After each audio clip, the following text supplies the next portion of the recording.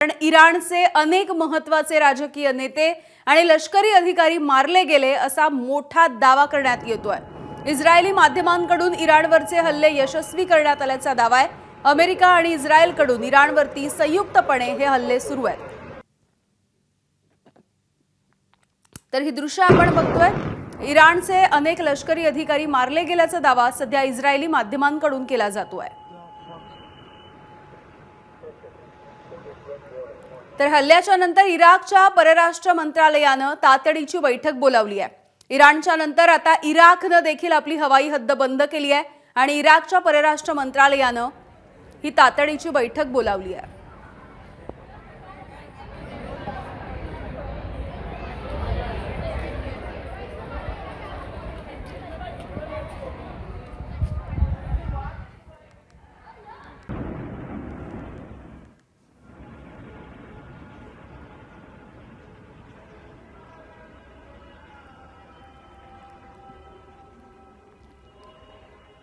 तर या सगळ्या संदर्भात एकूणच जी आपण आंतरराष्ट्रीय विश्वातली परिस्थिती बघतोय त्याविषयी बोलण्यासाठी आपल्यासोबत परराष्ट्र विषयाचे अभ्यासक अनिकेत काळे सर आहेत। अनिकेत सर, आताच्या ह्या काही महत्त्वाच्या घडामोडी आपण बघतो आहोत। एकीकडे इराकच्या परराष्ट्र मंत्रालयाने तातडीची बैठक बोलावलेली दिसतेय, दुसरीकडे इराणचे अनेक महत्त्वाचे राजकीय नेते लष्करी अधिकारी आम्ही मारले असा दावा इस्रायली माध्यमं करतायत।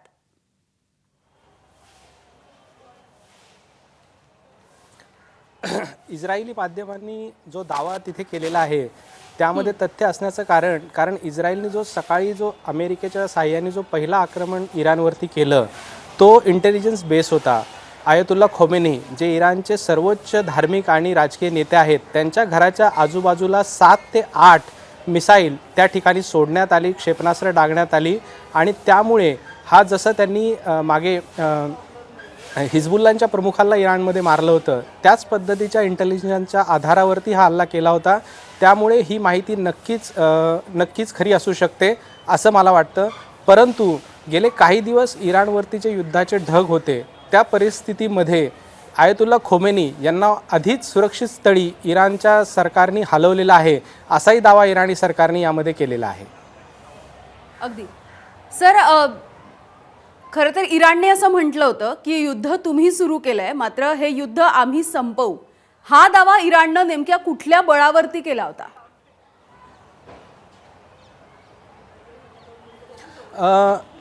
यामध्ये इराणने जो दावा केलेला आहे तो दावा म्हणजे युद्धामध्ये परसेप्शन वॉर जे करायचं आहे की आम्ही शत्रूशी लढण्यासोबत सज्ज आहोत, आमची सामरिक क्षमता ही शत्रूच्या तोडीची आहे, यासाठी इराणने हा एक परसेप्शन वॉर किंवा सायकोलॉजिकल वॉरफेअरचा भाग म्हणून हा दावा केलेला आहे।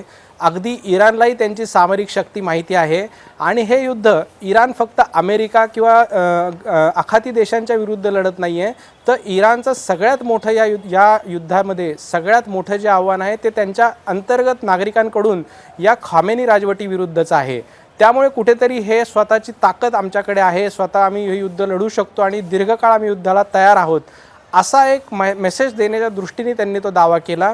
खरं तर हे युद्ध अजून थोडे दिवस जरी चाललं तर इराण हे युद्ध हरण्यावाचून राहणार नाही। इराणची सामरिक शक्ती अमेरिका किंवा आखाती देशांच्या तुलनेने अगदी कमी आहे, त्यामुळे फक्त एक सायकोलॉजिकल वॉरफेअर जे युद्धात वापरलं जातं त्याच्यासाठी केलेला हा दावा आहे। त्याच्या पलीकडे या दाव्यामध्ये फार तथ्य वाटत नाही। बरं सर, इराणनं खरं तर इस्रायलच्या सोबतच आता बहरीन, अबुधाबी, कतार, कुवेत या ठिकाणी देखील हल्ला चढवलेला दिसतोय। अमेरिकी जी तळं आहेत त्या ठिकाणी हल्ला केलेला दिसतो आहे। काय नेमके याचे परिणाम होऊ शकतात? या निमित्ताने जे इस्रायल आणि अमेरिका विरुद्ध इराण असं जे युद्ध होतं त्याला आता इस्रायल, अमेरिका आणि आखाती देश विरुद्ध इराण असं एक स्वरूप प्राप्त झालेलं आहे। इराणने जरी प्रेशर टॅक्टिक्स म्हणून अमेरिकेला शह देण्यासाठी कतर असू दे, सौदी असू दे, अबुधाबी, कुवेत इथल्या अमेरिकन तळांवरती जेव्हा त्यांनी हल्ला केला तेव्हा त्याच्या आजूबाजूला जी लोकवस्ती आहे ती तिथल्या स्थानिक लोकांची आहे। त्यामुळे नक्कीच हे देशसुद्धा या युद्धाचे भाग झाले। आणि आता सर्वात महत्त्वाची आयरनी ऑफ द सिच्युएशन ही आहे की ज्या इस्रायल विरुद्ध काही काळापूर्वी सौदी असू देत, कुवेत असू दे, कतार असू दे हे भूमिका घेत होते, तेच देश आता अमेरिका आणि इस्रायलच्या खांद्याला खांदा लावून इराण विरुद्ध लढण्यासाठी तयार झालेले आहेत। त्यामुळे येणाऱ्या काळात या युद्धाचं स्वरूप इराण विरुद्ध आखाती देश अधिक अमेरिका आणि इस्रायल असं हे असणार आहे. अगदी सर, जर आपण बघितलं तर आधी हा तणाव इस्रायल आणि इराण या दोन देशांपुरता मर्यादित होता असं आपल्याला म्हणावं लागेल, आणि नंतर अमेरिकेनं या सगळ्यामध्ये एंट्री घेतली आहे. आणि त्यामुळे ज्या वेळेला आज इस्रायलकडून इराणवरती हल्ला केला जातो तेव्हा अमेरिकेचं प्रचंड मोठं पाठबळ हे इस्रायलला असल्याचं देखील दिसून येत आहे.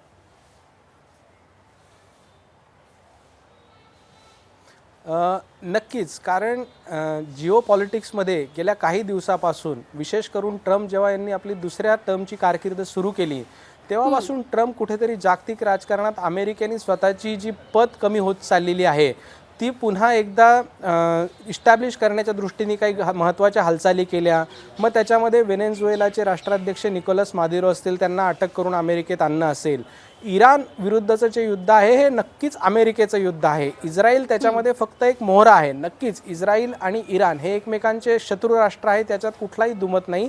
परंतु इस्रायल इराणवरती अमेरिकेच्या पाठबळाशिवाय नक्कीच आक्रमण करू शकत नाही.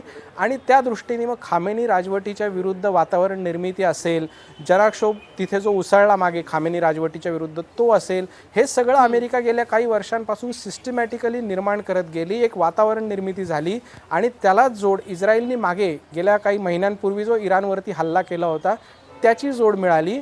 आणि मग इस्रायल आणि अमेरिका यांनी मिळून इराणवरती पुन्हा हा अटॅक केला. त्यामुळे हे युद्ध इराण विरुद्ध इस्रायल आहे का? इराण विरुद्ध इस्रायल ही या युद्धाची एक बाजू आहे, पण अमेरिका जे छुपं युद्ध इराण विरुद्ध, मग ते आर्थिक बंधनांच्या माध्यमातून असू देत, त्यांच्या नेत्यांना टेररिस्ट डिक्लेअर करण्याच्या माध्यमातून असू देत, हे युद्ध बऱ्याच कालापासून अमेरिका आणि इराणमध्ये जे सुरू होतं त्यांनी आता कुठेतरी प्रत्यक्ष रूप घेतलेलं आहे. अगदी, त्यामुळे हे प्रत्यक्ष रूप तर आपण बघतोय सर. मात्र अमेरिका, जर आपण एकूणच आंतरराष्ट्रीय पातळीवरच्या वेगवेगळ्या घडामोडी बघितल्या आणि त्या सगळ्यामध्ये जेव्हा जेव्हा अमेरिका एंट्री करते तेव्हा अमेरिकेचा काहीतरी स्वार्थ निश्चित असतो. आताची जी परिस्थिती आहे, जे पाठबळ अमेरिका देताना दिसते इस्रायलला किंवा इस्रायलची संबंधित असणाऱ्या देशांना, त्यामध्ये अमेरिकेचा नेमका स्वार्थ काय आहे?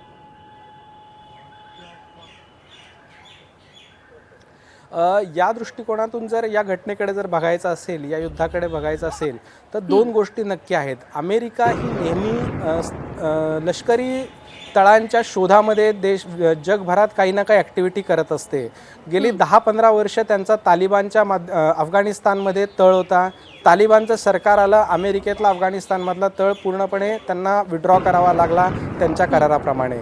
आता ही संधी अमेरिकेला इराणमध्ये चालून आलेली आहे. ज्यावेळेस इराणमध्ये सत्ता परिवर्तन होईल, रेझा पहलवीच्या नावाने तिथे शहा सरकार पुन्हा स्थापन होईल, त्यावेळी मात्र अमेरिकेला इराणच्या नावाने एक नवीन तळ तिथे उभारता येईल. जसं व्हेनेझुएलामध्ये, दक्षिण अमेरिकेमध्ये चीनचा वाढणारा इन्फ्लुएन्स बघून त्यांनी व्हेनेझुएलामध्ये आता तळ उभारण्याच्या किंवा ते सरकार चालवण्याच्या दृष्टीनेच्या हालचाली करतायत, तशाच हालचाली इराणमध्ये अमेरिका करेल. आणि त्या निमित्ताने अमेरिकेला एक नवीन देशात आपला सैन्यस्थळ स्थापन करता येईल, ज्याच्यातून ते रशिया आणि चीनसारख्या आपल्या स्पर्धकांना तिथून नक्कीच आव्हान देऊ शकतात. अगदी सर, खरं तर हे जे युद्ध आपण बघतो आहोत त्याचे जगभरामध्ये काय पडसाद उमटतील असा जेव्हा आपण विचार करतो तेव्हा प्रामुख्याने आपल्याला असं दिसतं की जे तेल आहे, तेल युद्ध याला म्हणता येईल, तेलाची जी मक्तेदारी आहे ती अमेरिकेला कुठेतरी हवी आहे अशा दृष्टिकोनामधून देखील याकडे बघितलं जात आहे. मात्र केवळ हे एकच उद्दिष्ट आहे की आणखी काही छुपे अजेंडे आहेत? नाही, हे एक उद्दिष्ट आहे. तुम्ही जर बघितलं तर व्हेनेझुएला सुद्धा एक तेल उत्पादक देश आहे, जो की नॉन मुस्लिम कंट्री म्हणून व्हेनेझुएलाकडे बघितलं जातं. तो देश असेल. इराण एक तेल उत्पादक देश आहे, परंतु आर्थिक बंधनांमुळे इराणचं तेल हे जागतिक मार्केटमध्ये जाण्यासाठी अनेक मर्यादा होत्या.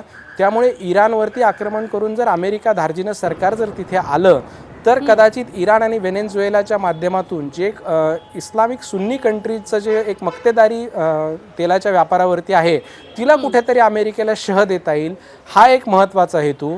दुसरं, चीनचा जो वाढता प्रभाव आशिया खंडात आहे तो रोखण्यासाठी सुद्धा उद्या कदाचित असंही होऊ शकतं की इस्लामिक कंट्री अमेरिकेच्या विरोधात चीनशी जवळीक करू जर लागल्या तर अमेरिकेला एक स्वतःचा हक्काचा एक मित्रराष्ट्र तिथे लागेल, जो येणाऱ्या 10-12 वर्ष किमान इराणमध्ये नवीन सरकार जे अमेरिकेच्या सहकार्याने किंवा अमेरिकेच्या सहयोगाने जे चालणार असेल त्या दृष्टीने अमेरिकेला एक चांगला साथीदार आशिया खंडात मिळू शकतो. या 2 महत्त्वाच्या अजेंड्यावरतीच अमेरिका या युद्धामध्ये काम करते असं मला वाटतं.